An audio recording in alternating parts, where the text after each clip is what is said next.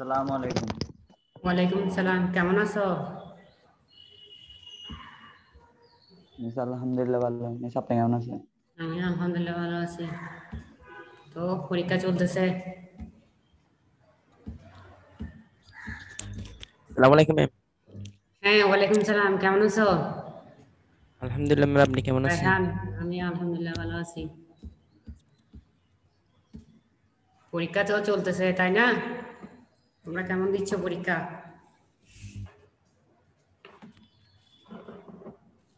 ভালোই তো? জি ma'am. Very good. তো কৃষি শিক্ষা পরীক্ষা আজকে তোমাদের আজকে কি পরীক্ষা বলো তো? কৃষি। কৃষি শিক্ষা, ঠিক আছে। ভালো করে পরীক্ষার প্রস্তুতি নিবে, পড়বে, প্রথম অধ্যায়টা পড়বে, ঠিক আছে। জি হাসান হাসান বিন কামরুল, কেমন আছো? মিস ভালো আছি। আচ্ছা, ঠিক আছে। তো তোমরা প্রথম অধ্যায়ের উপর প্রস্তুতি নিবে, ভালো করে পরীক্ষাটা ভালো করে দিবা, ঠিক আছে। আজকে তাহলে ক্লাস শুরু করে দিচ্ছি, কেমন? তোমাদের সামনে কি বই আছে? ইয়েস মিস আছে। বই থাকলে হবে, আমার না থাকলে আমার এখানে স্ক্রিনে কিছু স্লাইড দেখাবো, ওগুলো দেখবে, কেমন? আজকে আমি তোমাদেরকে দ্বিতীয় অধ্যায়টা পড়াবো, প্রথম অধ্যায় তো শেষ, কেমন? ওইটার পরীক্ষা হবে আজকে, তো ভালো করে পরীক্ষাটা দিবে। আজকে দ্বিতীয় অধ্যায় থেকে শুরু করব, কৃষি প্রযুক্তি। দ্বিতীয় অধ্যায়টা কি? কৃষি প্রযুক্তি, কেমন? কৃষি প্রযুক্তি আজকে পার্ট 1 আর 2 পড়াবো। কৃষিতে বিভিন্ন প্রযুক্তির ব্যবহার, ধান চাষে গুটি ইউরিয়ার ব্যবহার, এরপর গরু মোটা তাজাকরণ একটু পড়াবো।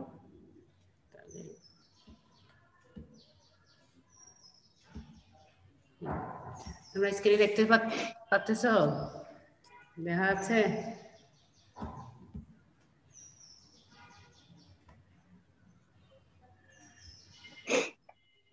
রায়হান, কি দেখতেছো? হ্যাঁ, ভেরি গুড। স্বাগতম আরেকটা ক্লাস। হ্যাঁ,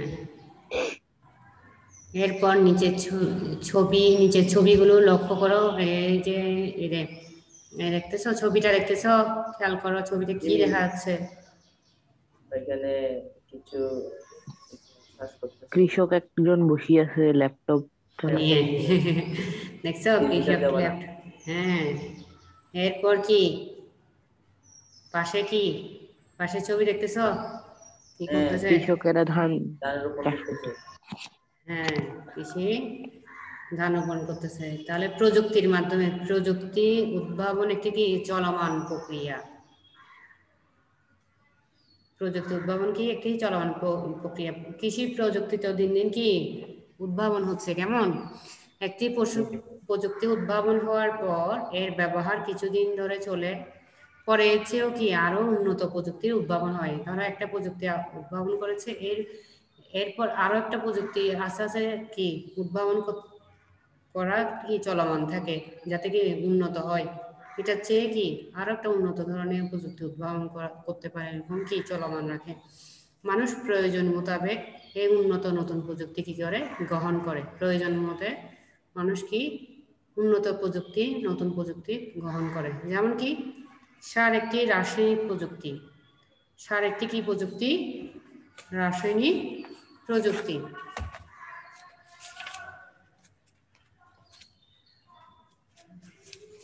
দীর্ঘদিন মানুষ গাছকে পুষ্টি সরবরাহের জন্য উন্নত সার কি ব্যবহার করে আসছে। সার কি আমরা চিনি? দেখেছি কখনো? দেখেছি, ঠিক আছে, ভেরি গুড। তাহলে এই সার আমরা কি গাছকে পুষ্টি সরবরাহের জন্য উন্নত সার কি ব্যবহার করে থাকি, কেমন? এইরূপ সব সময় নতুন প্রযুক্তি পুরাতন প্রযুক্তির কি স্থান দখল করে। দিন দিন যে নতুনগুলো প্রযুক্তি উদ্ভাবন হচ্ছে সেগুলো কি পুরাতন থেকে কি উন্নত, যেহেতু সেগুলো কি আমরা দিন দিন কি উন্নত প্রযুক্তিগুলো কি করতেছি ব্যবহার করতেছি। পুরাতন প্রযুক্তি তেমন একটা ব্যবহার করি না, কারণ কি দিন দিন কি নতুন প্রযুক্তি উদ্ভাবন হচ্ছে যেহেতু, তাহলে আমরা প্রয়োজন বোধে এই নতুন প্রযুক্তি দিন দিন ব্যবহার করছি। এই অধ্যায়টা পড়ে তোমরা কি কি বলতে পারবে? কৃষিতে বিভিন্ন প্রযুক্তির ব্যবহার ব্যাখ্যা করতে পারবে, মাঠ ফসলের বহুমুখীকরণ ব্যাখ্যা করতে পারবে, শস্য পর্যায় ব্যাখ্যা করতে পারবে। এরপর আসো নিচের ছবি, একটা ছবি দেখাচ্ছি। এই ছবিটা কিসের? তোমরা কি দেখতে পাচ্ছ?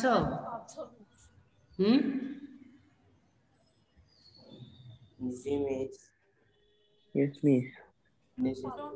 রায়হান হাসান বিন কামরুল, সাফায়েত আলম, নাইমুল হক। আসসালামু আলাইকুম। ওয়ালাইকুম সালাম, কেমন আছো তুমি? আলহামদুলিল্লাহ ভালো আছি। ম্যাম আপনি ভালো আছেন? আমি আলহামদুলিল্লাহ ভালো আছি। তো আমরা দ্বিতীয় অধ্যায় তো পড়তেছি, ঠিক আছে। আমরা এই ছবিটা কি দেখতেছি? সাইম আসছে। সাইম কেমন আছো? মিস আসসালামু আলাইকুম, ভালো আছি। তোমার পুরো নাম কি? সাইমের পুরো নাম কি? আসিফ মোহাম্মদ সাইম। আসিফ মোহাম্মদ সাইম। হ্যাঁ মিস। মিনহাজ জয়েন করেছে, মিনহাজুল আবেদিন, কেমন আছো? আসসালামু আলাইকুম। ওয়ালাইকুম সালাম, ভালো আছো তো? আপনি কেমন আছেন? আমি আলহামদুলিল্লাহ ভালো আছি। সিফাত হোসাইন, সিফাত কেমন আছো? তোমরা কি স্ক্রিনের ছবি দেখতে পাচ্ছ? চিত্রটি লক্ষ্য করো। এটা কিসের ছবি বলো তো? কিসের ছবি? আমরা এতক্ষণ যে সার নিয়ে পড়ছি, সার একটা চারা। সার একটি কি রাসায়নিক প্রযুক্তি। কেমন? সার কোথায় দেওয়া হয়? গাছে। গাছকে পুষ্টি সরবরাহের জন্য উন্নত সার কি করে থাকি, ব্যবহার করে থাকি। ধান গাছে আজকে পড়াবো কি ধান চাষে গুটি ইউরিয়ার ব্যবহার। ধান চাষে গুটি ইউরিয়ার ব্যবহার কেমন? গুটি ইউরিয়াটা একটু দেখাই তোমাদেরকে। এই যেমন এটা প্রযুক্তি ব্যবহার করতেছে, কেমন? গুটি ইউরিয়া ব্যবহার, এটা একটু পরিচয়টা জেনে নিই। এর আগে যে চিত্রটা দেখেছি, এটা এই দেখো, ছবি দেখতেছো? কি করতেছে উনি? ল্যাপটপে নতুন নতুন প্রযুক্তি শিখতেছে, আবার এগুলো কি প্রয়োগ করতেছে। যে পাশে কি আছে? ধান চাষে এটা ছবি আছে না? ধান কি পেকে গেছে, এই জন্য কিরকম দেখাচ্ছে, সবুজ না দেখে হলুদ দেখাচ্ছে, কেমন? পাশে একটা কাজ করতেছে না, একটা ছবি তোলার জন্য? না, ছবি তোলার জন্য না, সেলফি তোলার জন্য না। উনি কাজ করতেছে ল্যাপটপে, নতুন নতুন প্রযুক্তি শিখে আবার কি এখানে প্রয়োগ করতেছেন, কেমন?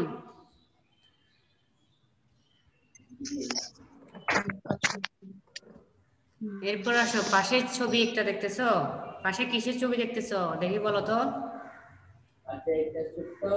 নৌকা, গ্রাম। গ্রাম। একটা পুকুরে একটা মানুষ নৌকা চালাচ্ছে, মনে হয় মাছ ধরতেছে। মাছ ধরতেছে। মোজাম্মেল উদ্দিন, কেমন আছো? ভালো আছি, আপনি কেমন আছেন? আমি আলহামদুলিল্লাহ ভালো আছি। তুমি কি ছবি দেখতেছো স্ক্রিনে? Yes sir. কি দেখতেছো বলো তো? কিসের ছবি দেখতেছো তুমি? স্যার নৌকার ছবি। নৌকার ছবি দেখতেছি, একটা মাঝির ছবি দেখতেছি, তারপর একটা পুকুরের মতো একটা দেখতেছি। এরপর এদিকে কি ধান চাষে ছবি দেখতেছি। আমরা এগুলো গ্রামের বাড়িতে গেলে প্রায় সময় দেখা হয়, ঠিক না? আমরা সবাই গ্রামের বাড়িতে যাই তো। এখন গ্রাম তো এখন গ্রামে, হ্যাঁ, ধান যখন পেকে যায় তখন এইরকম দেখা যায়, ঠিক আছে। ম্যাম। এরপর আসো আমরা আরেকটা, যে গুটি ইউরিয়ার পরিচয়। ধান চাষে যে গুটি ইউরিয়া ব্যবহার করে থাকি, ওইটা সম্পর্কে আমরা একটু জেনে নিই। ধান চাষে অনেক সার ব্যবহার করা হয়। ধান চাষে অনেক সার কি করে থাকি, ব্যবহার করে থাকি। হ্যাঁ, নাইট্রোজেন সম্বলিত কি ইউরিয়া প্রধান। ইউরিয়াতে কি নাইট্রোজেন থাকে, কেমন? দানাদার ইউরিয়া সারের কি সাশ্রয়ী ব্যবহারের জন্য মেশিনের সাহায্যে এটাকে কি করা হয়, গুটি ইউরিয়ায় পরিণত করা হয়, দানাদার, হ্যাঁ, রূপান্তর করা হয়। কেন? এটা কি সাশ্রয়ী ব্যবহারের জন্য দানাদার ইউরিয়াকে কি আবার মেশিনের সাহায্যে এটাকে কি করা হয়, গুটি গুটি করা হয়, যাতে কি সাশ্রয়ী ব্যবহার করতে পারি। তাহলে গুটি ইউরিয়া ব্যবহার করা হয় মেশিনের সাহায্যে। এটা কিভাবে করা হয় স্যার কি আমরা দেখেছি? দেখেছি। এই যে কিছুক্ষণ আগে তোমাদেরকে ছবি একটা দেখালাম, দাঁড়াও আমি দেখাচ্ছি, আর একটু দেখাচ্ছি। এই তো, এই দেখাচ্ছ ছবিটা, সবাই দেখেছো? সারের ছবি কেমন, গুটি। আমরা কি করি, ধান চাষে অনেক ধরনের কি সার আমরা ব্যবহার করে থাকি। এর মধ্যে কি থাকে, নাইট্রোজেনটা থাকে প্রধান। ইউরিয়াতে প্রধান হিসেবে কি থাকে, নাইট্রোজেন। পরীক্ষায় আসবে নাইট্রোজেন। হ্যাঁ, তাহলে ইউরিয়াতে কি থাকে, নাইট্রোজেন প্রধান হিসেবে থাকে। দানাদার ইউরিয়া সারের সাশ্রয়ী ব্যবহারের জন্য আমরা কি করি, মেশিনের সাহায্যে এটাকে কি করব, গুঁড়ো করে ফেলে, গুঁড়ো করে গুটি ইউরিয়াতে রূপান্তর করে তারপর কি করব আমরা ব্যবহার করে থাকি। কেমন?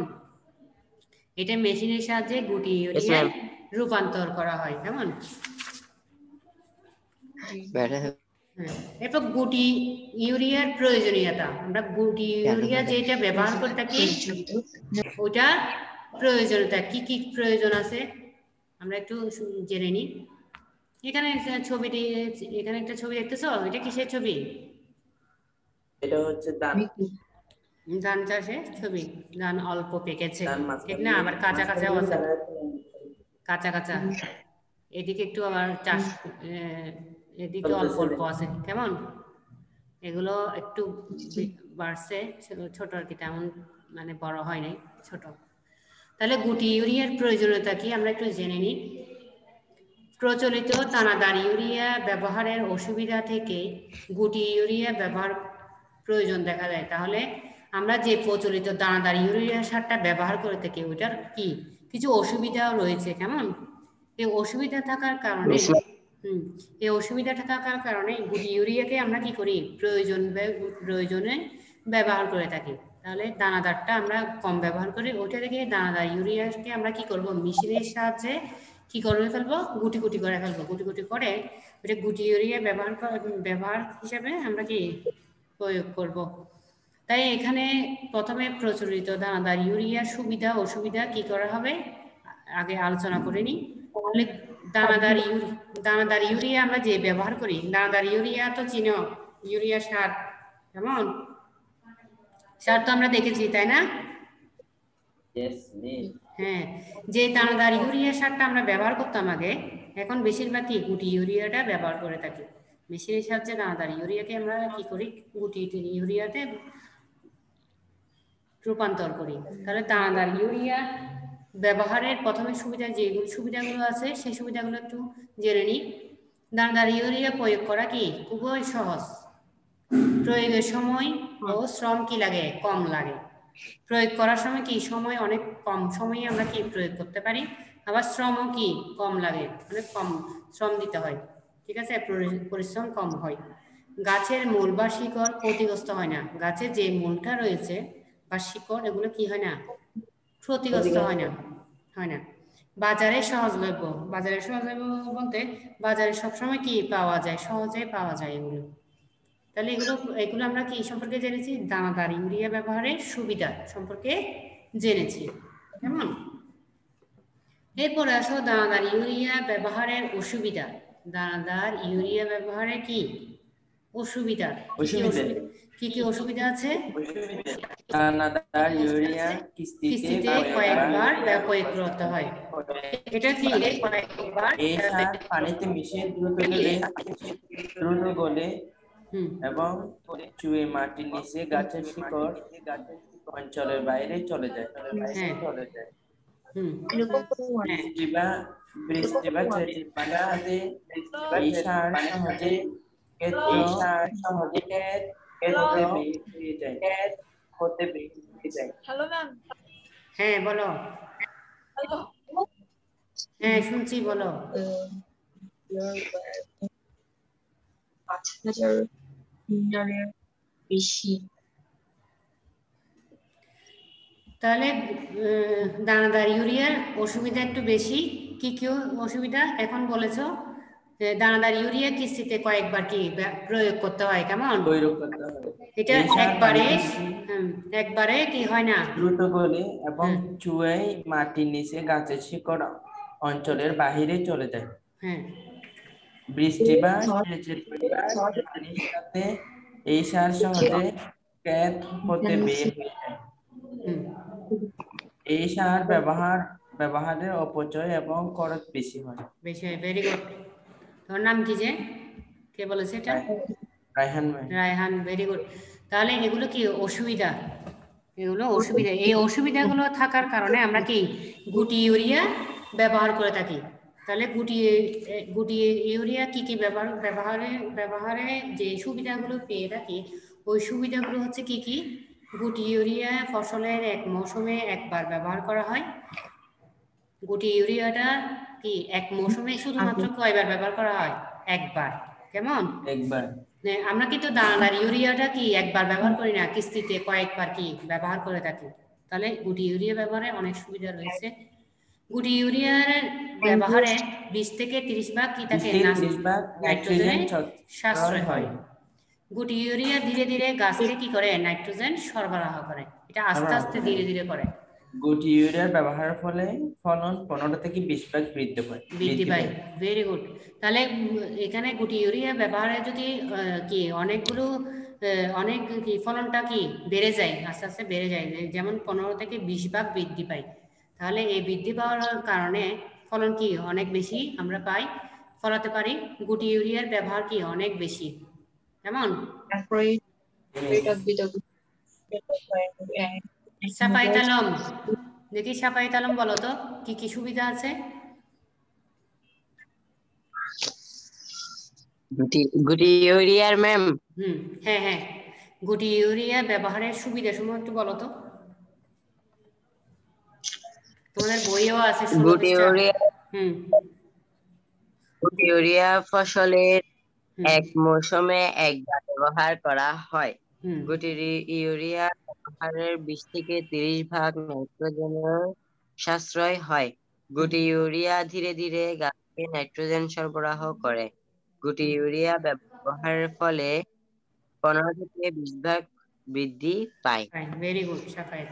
তাহলে গুটি ইউরিয়ার 4টা সুবিধা রয়েছে, কেমন? এগুলো পরীক্ষায় আসে। গুটি ইউরিয়ার 4টা সুবিধা লিখো অথবা ব্যবহার সুবিধাগুলো লিখো, তাহলে পারবে তো, এগুলো শিখবে, কেমন? পারবে। গুটি ইউরিয়া ব্যবহারের আবার অসুবিধাও রয়েছে। কি কি অসুবিধা? গাছের শিকড় ক্ষতিগ্রস্ত হতে পারে। গাছের শিকড় ক্ষতিগ্রস্ত হতে পারে। চাহিদা অনুযায়ী গুটি আকার পাওয়া দুষ্কর। শুকনো মাটিতে প্রয়োগ করা যায় না। সার প্রয়োগ করতে সময় ও শ্রম বেশি লাগে। এই গাছের শিকড় ক্ষতিগ্রস্ত হতে পারে। শিকড় যেগুলো আছে, শিকড় তো চিনি, গাছের মূল চিনি তো আমরা সবাই। ওগুলো কি হতে পারে, ক্ষতিগ্রস্ত হতে পারে এই সার প্রয়োগ করার কারণে। চাহিদা অনুযায়ী গুটির আকার পাওয়া দুষ্কর। চাহিদা অনুযায়ী আমাদের যে চাহিদা আছে, ওই চাহিদা অনুযায়ী অনেকগুলো গুটির যে আকার আছে ওই আকার পাওয়া কি দুষ্কর, মানে পাওয়া যায় না সহজে। কি করা যায় না, পাওয়া যায় না। কে একজন বলেছে দুষ্কর মানে কি, এটা কি সহজে কি আমরা পাই না বাজারে। ওটা হচ্ছে দানাদার ইউরিয়াটা কি বাজারে সহজলভ্য, সহজে পাওয়া যায়। আর এটা হচ্ছে গুটির আকার অনুযায়ী, এটা কি চাহিদা অনুযায়ী পাওয়া কি খুব কম পাওয়া যায়, কেমন? কষ্ট। শুকনো মাটিতে প্রয়োগ করা যায় না। এটা কি শুকনো মাটিতে প্রয়োগ করা যায় না। আমরা কি শুকনো মাটিতে দিতে পারি না, একটু পানি দিয়ে মাটিটা ভিজা হতে হবে, অথবা পানি দিয়ে ভিজাই নিয়ে তারপর দিতে হবে। সার প্রয়োগ করতে সময় ও শ্রম কি লাগে, বেশি লাগে। এটা কি হ্যাঁ, দানাদার ইউরিয়ার ঠিক উল্টা। দানাদার ইউরিয়ার কি উল্টা। হাসান বিন কামরুল, কেমন আছো? ভালো আছি। ভালো আছো? তুমি বুঝতেছো তো? Yes miss. দেখি বলো, গুটি ইউরিয়ার ব্যবহারের অসুবিধাগুলো একটু বলো। গুটি ইউরিয়া ব্যবহার অসুবিধা: গাছের শিকড় ক্ষতিগ্রস্ত হতে পারে। 2, চাহিদা অনুযায়ী গুটি গুটির আকার পাওয়া দুষ্কর। শুকনো মাটিতে প্রয়োগ করা যায় না, সার প্রয়োগ করতে সময় ও শ্রম বেশি লাগে। Very good. তাহলে এই গুটি ইউরিয়ার কিছু অসুবিধা রয়েছে আবার সুবিধা রয়েছে, তবে সুবিধাটা একটু বেশি, এজন্য আমরা কি ব্যবহার করে থাকি বেশি বা গুটি ইউরিয়া। কেমন? দানাদারি ইউরিয়ার চাইতে আমরা গুটি ইউরিয়াটা বেশি ব্যবহার করে থাকি। তাহলে তোমরা কি শিখবে? এটা দানাদারি ইউরিয়ার সুবিধা অসুবিধা আর গুটি ইউরিয়ার সুবিধা ও কি অসুবিধা, দুটাই শিখবা। কেমন? ঠিক আছে, এটা তো পরবর্তী পরীক্ষার জন্য, এখন তো কুইজ পরীক্ষা, মাসিক পরীক্ষার জন্য পড়াচ্ছি আজকে। কেমন? আজকে তোমাদের তো পরীক্ষা আছে, কৃষি শিক্ষা পরীক্ষা আছে। কেমন? তোমরা ভালো করে প্রস্তুতি নিয়ে পরীক্ষাটা দিবা। প্রথম অধ্যায়টা আমি পড়িয়েছি, ওইটা থেকে আসবে, ওইটাতে ভালো করে পড়ে প্রস্তুতি নিয়ে পরীক্ষাটা দিবা। ঠিক আছে? এরপর আমরা স্ক্রিনে কি ছবি দেখতে পাচ্ছি বলো তো? লক্ষ্য করো, একটা ধানের ছবি দেখতেছি, ধান চাষের। এটা হচ্ছে কাঁচা ধান 29। কেমন? ধান 29, এটা ধান জাতের একটা নাম। এরপর আমরা এরকম জমিতে দেখেছি, জমিতে এরকম ধান চাষের ছবিটা দেখেছি, এরকম কি দেখেছি আমরা চোখে না ছবিতে দেখেছি? কোনটা সরাসরি দেখেছি না ছবিতে দেখেছি? ম্যাডাম চোখে দেখছি। দেখেছো গ্রামের বাড়িতে না?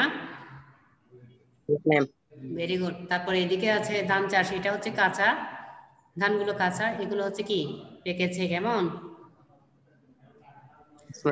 হ্যাঁ, এগুলো কি গুটি ইউরিয়া ব্যবহারের ফলে কি এখানে আমরা গুটি ব্যবহার করি, গুটি ইউরিয়াটা ব্যবহার করার ফলে অতিরিক্ত কি ফলন হয়েছে, ফলনটা কি বেশি পাওয়া যায়, 15 থেকে কত ভাগ? 20 ভাগ। দানাদার ইউরিয়ার চাইতে গুটি ইউরিয়া প্রয়োগের ফলে কি ফলনটা কত ভাগ বেশি বৃদ্ধি পায়? 15 থেকে 20 ভাগ। কত ভাগ? 15 থেকে 20 ভাগ। ঠিক আছে? তাহলে ধান চাষে গুটি ইউরিয়ার প্রয়োগ পদ্ধতি কিভাবে দিব, এটা আমরা কি একটু জেনে নিই। আমরা এতক্ষণ পড়েছি কি গুটি ইউরিয়া ব্যবহার সুবিধা আর কি অসুবিধা। কেমন? কিভাবে দিব আমরা, বইয়ে একটা ছবি আছে কিভাবে দিচ্ছে। কেমন? যেমন গুটি ইউরিয়া ব্যবহারে 5 থেকে 7 দিন পূর্বে 20 গুণ 20 সেন্টিমিটার লাইন থেকে লাইন কত ভাগ? 20 ইন্টু 20 সেন্টিমিটার, অর্থাৎ 40 সেন্টিমিটার লাইন থেকে লাইন এবং চারা থেকে চারা দূরত্বে ধানের চারা রোপণ করতে হবে। তাহলে গুটি ইউরিয়া যখন ব্যবহার করে থাকি তখন কি একটু ফাঁকা রাখতে হবে নাকি? হ্যাঁ, সেন্টিমিটার লাইন থেকে 20 গুণ 20 সেন্টিমিটার লাইন থেকে 20 গুণ 20 মানে 400। হ্যাঁ, 400 সেন্টিমিটার লাইন থেকে লাইন। তাহলে কি কত সেন্টিমিটার রাখতে হবে? 400 অথবা 20 গুণ 20 সেন্টিমিটার লাইন থেকে লাইন এবং চারা থেকে চারা দূরত্বে ধানের চারা রোপণ করতে হবে। ধানের চারা রোপণের 5 থেকে 7 দিনের মধ্যে কি মাটি শক্ত হওয়ার আগে গুটি ইউরিয়া প্রয়োগ করা কি খুবই জরুরি। জমিতে যখন 2 থেকে 3 সেন্টিমিটার পরিমাণ পানি থাকে সে সময় গুটি ইউরিয়া ব্যবহার সহজ হয়। আমরা পড়েছি না গুটি ইউরিয়া কি বেচা অবস্থায় দিতে হয়, এটা কি শুকনো মাটিতে প্রয়োগ করা যায় না। কেমন?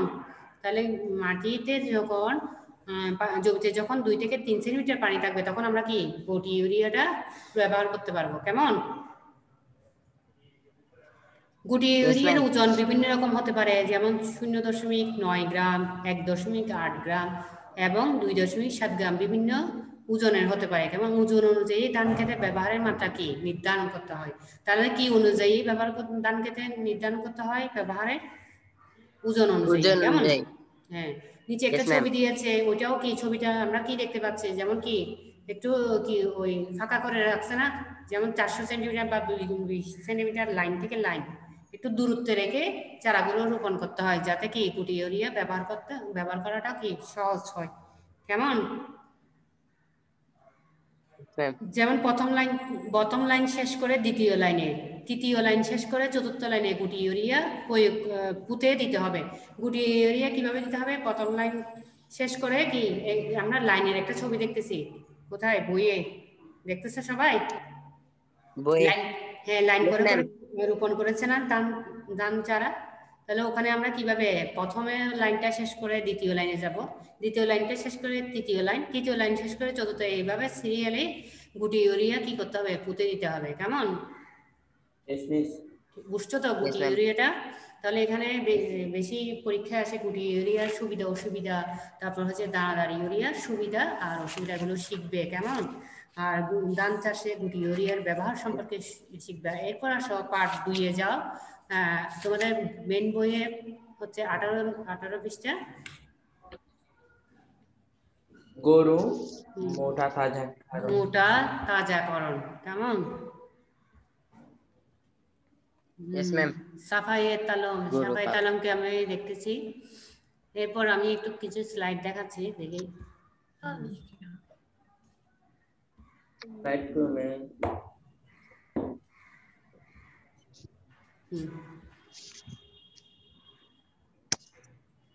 এই যে আমরা একটু ছবি দেখতেছি। কেমন? কিসের ছবি দেখতেছি?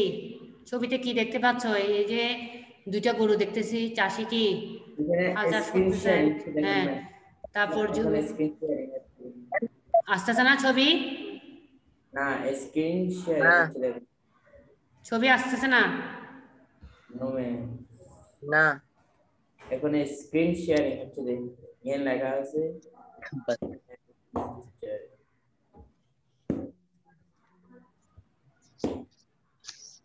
তোমরা কি দেখতেছো না কিছু?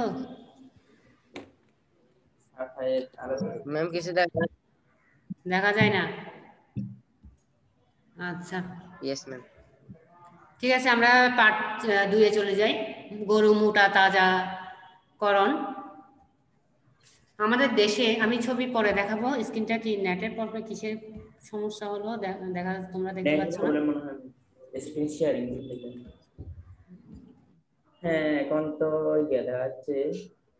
খালি আছে না?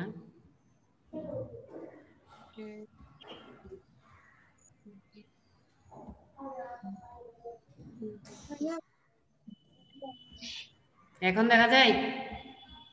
এখন lecture 7, lecture 8, lecture 9, lecture 10, lecture 11, lecture 12। একটা গরু ছবি দেখতেছ? মোটা তাজা কি তো একটি গরু দেখতেছ না? না, আচ্ছা ঠিক আছে। তাহলে লোকাল টিক্স। এখন কিছু দেখা যাচ্ছে? দেখা যায় না? শুধু আমাদের গিয়াগুলো দেখা যাচ্ছে। হ্যাঁ, আচ্ছা ঠিক আছে। তাহলে সাফায়েতকে দেখতেছি। হ্যাঁ, সাফায়েত এখন অফ করে দিছে। আচ্ছা ঠিক আছে, আমরা পড়ায় চলে যাই। গরু মোটা তাজাকরণ। কেমন?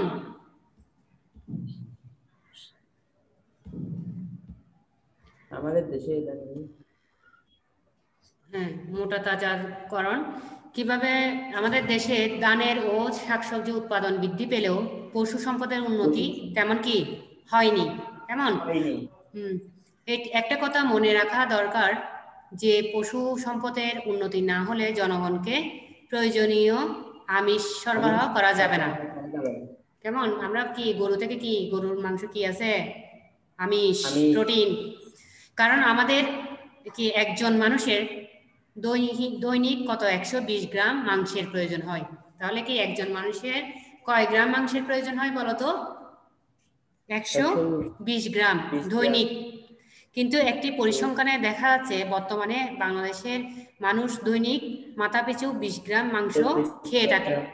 এটা পরিসংখ্যানে দেখা গিয়েছে যে বর্তমানে বাংলাদেশের মানুষ কি দৈনিক মাথাপিছু 24 গ্রাম মাংস খেয়ে থাকে। কেমন? এই থেকে বোঝা যায় আমাদের দেশে প্রাণীজ আমিষ সরবরাহের কি ঘাটতি রয়েছে। আমাদের কি রয়েছে? ঘাটতি রয়েছে। এই কারণে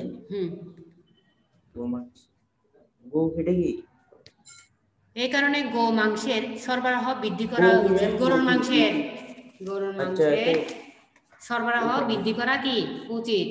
এই সমস্যা দূরীকরণের লক্ষ্যে গরু বাছুর কি করা হয়? মোটা তাজাকরণের প্রযুক্তি উদ্ভাবন করা হয়েছে। মোটা তাজাকরণ মানে বুঝো তো, গরুকে কি করা হয়? পরিমিত খাদ্য সরবরাহের মাধ্যমে গরুর স্বাস্থ্য কি করা হয়? নিশ্চিত করা হয়। কেমন? কত পৃষ্ঠা জানি? 18 পৃষ্ঠা। হ্যাঁ, তাহলে গরু মোটা তাজাকরণ অর্থ হচ্ছে কি? পরিমিত খাদ্য সরবরাহের মাধ্যমে গরুর স্বাস্থ্য কি করা? নিশ্চিত করা এবং মানুষের জন্য আমিষ সরবরাহের কি করা? ব্যবস্থা করা। তাহলে বুঝছি তো আমরা। গরু মোটা তাজাকরণ অর্থ হচ্ছে কি? পরিমিত খাদ্য সরবরাহের মাধ্যমে গরুর স্বাস্থ্য নিশ্চিত করা এবং মানুষের জন্য আমিষ সরবরাহের ব্যবস্থা করা। খাদ্য থেকে পশু কি পায়? পুষ্টি পায়, শারীরিক বৃদ্ধি কি করে? ঘটে। পশুকে এমন খাদ্য দিতে হবে যাতে আমিষ, শর্করা, চর্বি, খনিজ পদার্থ, ভিটামিন সাধারণ খাদ্যের চেয়ে কি একটু বেশি থাকে। খড়, কুড়া, ভুট্টা বা গম, ভাঙা, চোলা, গুড়, খৈল ইত্যাদিতে আমিষ, শর্করা, চর্বি জাতীয় খাদ্য থাকে। আর সবুজ কাঁচা ঘাস, হাড়ের গুঁড়া ইত্যাদিতে কি থাকে? খনিজ লবণ ও ভিটামিন থাকে। তাহলে আমরা কি গরু তো মোটা তাজাকরণ এটা বুঝছি। বেশিরভাগ কখন করা হয়? এই যে কুরবানে অনেক শুকনা গরু কি করা হয়? মোটা করা হয়। বেশি কি করে? বেশি দামে বিক্রি করার জন্য। জানি তো আমরা, ঠিক না? ইনজেকশন মারা যাবে না? ইনজেকশন মারে, এটা তো ইনজেকশন। আর এখানে হচ্ছে খাবারের মাধ্যমে। এটা কি? পরিমিত খাদ্য সরবরাহের মাধ্যমে। পরিমিত খাদ্য যেমন কি কি খাদ্য দেওয়া হয়? পশুকে এমন খাদ্য দিতে হবে যাতে কি আমিষ, শর্করা, চর্বি, খনিজ পদার্থ, ভিটামিন সাধারণ খাদ্যের চাইতে কি থাকে? একটু বেশি থাকে। যে সাধারণ খাদ্যগুলো খেয়ে থাকে ওগুলোর চাইতে কি থাকে? একটু বেশি থাকে, যাতে কি গরু একটু মোটা তাজা হয় মতো। কেমন? খড় দেওয়া হয়, কুড়া দেওয়া হয়, ভুট্টা বা গম ভাঙা, ছোলা, কোড় বা কি খৈল দেওয়া হয়। এগুলোতে বেশি পরিমাণ কি থাকে? আমিষ, শর্করা, চর্বি জাতীয় খাদ্য থাকে। কেমন? ইউরিয়া ও ছোলা গুড় মেশানো খাদ্য পশু মোটাজাতকরণের কি সহায়ক। এগুলো আবার কি দুইভাবে মিশিয়ে খাওয়ানো হয়। কিভাবে? খড়ের সাথে মিশিয়ে, দানাদার খাদ্যের সাথে মিশিয়ে। খড়ের সাথে কি আবার মিশিয়ে খাওয়ানো হয়, আবার কি দানাদার খাদ্য যেগুলো খেয়ে থাকে ওগুলোর সাথে কি মিশিয়ে এই খাওয়াটা দেওয়া হয়। খড়ের সাথে ইউরিয়া মিশিয়ে গোখাদ্য তৈরি, মানে গরুর খাদ্য তৈরি। তোমাদের বইয়ে সুন্দর একটা গরুর ছবি আছে, দেখতে পাচ্ছ? তোমরা কি দেখতে পাচ্ছ? সবাই কি দেখতে পাচ্ছে? গরুর দিকে তাকায় আছে মনে হয়। হ্যাঁ, সবাই ও একদিকে তাকায় আছে। হ্যাঁ, আমি একটা ছবি দেখাতে চাইছিলাম, ওটা তো কিছু সমস্যার প্রবলেমে মনে হয় দেখাতে পাচ্ছে না। নেক্সট ক্লাসে আমি দেখাবো। কেমন? সবাই এটা এখন অফ করে দিয়েছে। হ্যাঁ, বলো। তো তাই জন্য হয়তো দেখাতে পারছি। হ্যাঁ, আমি নেক্সট ক্লাসে অবশ্যই তোমাদেরকে দেখাবো ছবি। তুমি এখন বইয়ের ছবিটা একটু দেখে নাও তোমরা। তাহলে প্রথমে কি একটি ঢোল নিয়ে কি করতে হবে? চারপাশে কাদা মিশিয়ে লেপে শুকিয়ে নিতে হবে, ওখানে কি খাবার দেওয়ার জন্য। এরপর একটি বালতিতে 20 লিটার পানি দিতে হবে।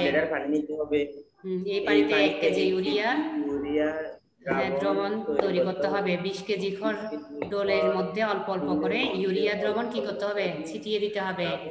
এভাবে সম্পূর্ণ ডোল খড় দিয়ে ভরতে হবে। ডোলটা কি? ওই গরুর যে খাদ্য দেওয়া হয় ওই অংশ বা পাত্র আর কি। ডোলে খড় ভরা সম্পূর্ণ হলে এর মুখ ছালা বা পলিথিন দিয়ে কি করতে হবে? বেঁধে দিতে হবে। 10 থেকে 12 দিনের পর খড় বের করে রোদে কি করতে হবে? আবার শুকাতে হবে। কেমন? এরপর খড় গরুকে কি করতে হবে? খাওয়ানোর উপযুক্ত হবে। সাধারণত একটি গরুকে প্রতিদিন কি 3 কেজি ইউরিয়া মেশানো খড় খাওয়াতে হবে।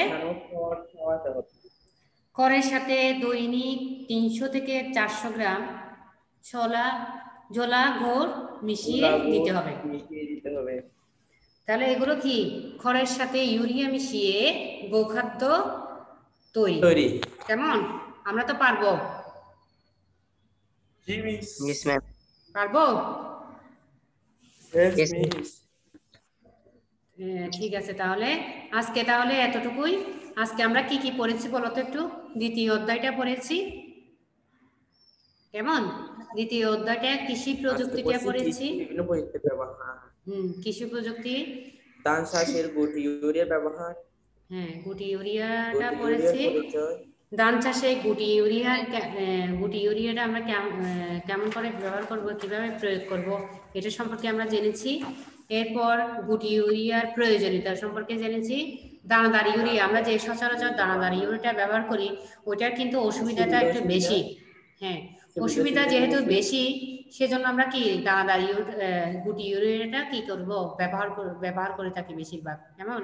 মেশিনের সাহায্যে এটা গুঁড়া করে ওইটা ব্যবহার করে থাকবো। এরপর কি গুটি ইউরিয়ার সুবিধা অসুবিধা পড়েছি। কেমন?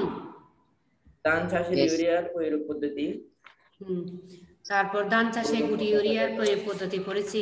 এরপর আমরা গরু মোটা তাজাকরণ পড়েছি। কেমন? মোটা তাজা পদ্ধতি। মোটা তাজাকরণে খাদ্য তৈরি প্রক্রিয়া, খড়ের সাথে ইউরিয়া মিশিয়ে গোখাদ্য তৈরি। ঠিক আছে? আমরা তাহলে অনেক এগুলো পড়েছি। ঠিক আছে, এখন পারবো তো আমরা? বুঝছি তো সব? সবাই বুঝেছো?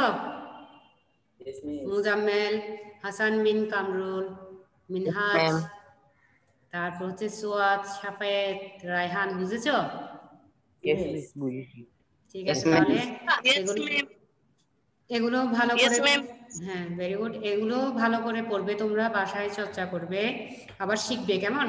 সুবিধাগুলো অসুবিধাগুলো ভালো করে শিখবে। যদিও না বুঝো নেক্সট ক্লাসে আবার জিজ্ঞেস করতে পারবে। আর নেক্সট ক্লাসে আমি কিছু ছবি আজকে যেগুলো দেখাতে পারি না ওগুলো দেখাবো। আর হচ্ছে আজকে তোমাদের পরীক্ষা, যেহেতু ভালো করে পরীক্ষার কি নিবা, প্রস্তুতি নিবা। হ্যাঁ, প্রথম অধ্যায়টা ভালো করে পড়বে। জি বলো বলো। পরীক্ষার মধ্যে কি দিতে আসবে? না না, প্রথম অধ্যায় তোমাদের সিলেবাস আছে, প্রথম অধ্যায় কুইজ পরীক্ষায় প্রথম অধ্যায়। সিলেবাস তো পাই নাই। না, তুমি স্কুলে এসে নিয়ে যেতে হবে তো, স্কুলে এসে নিয়ে যেতে হবে। আচ্ছা ঠিক আছে, প্রথম অধ্যায়টা যেহেতু পড়িয়েছি ওই অধ্যায়টা ভালো করে পড়বে, প্রস্তুতি নিবে পরীক্ষার জন্য, ভালো করে পরীক্ষাটা দিবা। তাহলে আজকের ক্লাস এখানে শেষ করছি। আগামী ক্লাসে আগামী বৃহস্পতিবারে ইনশাল্লাহ আবার দেখা হবে তোমাদের সাথে। তোমরা সবাই ভালো থাকবে, সুস্থ থাকবে, বাসায় থাকবে, ম্যামের জন্য দোয়া করবে। তোমরা, তোমাদের জন্য দোয়া রইলো, ভালো করে পরীক্ষা দিবে। কেমন? ঠিক আছে, সাফায়েত হাসতেছে। সাফায়েত কি হ্যালো? ঠিক আছে, তাহলে ভালো থাকবে। কেমন? ঠিক আছে, তাহলে আজকের মতো এখানে ক্লাস শেষ করছি। আল্লাহ হাফেজ। কেমন? হ্যাঁ, ওয়ালাইকুম সালাম, ভালো থাকবে। ওয়ালাইকুম সালাম।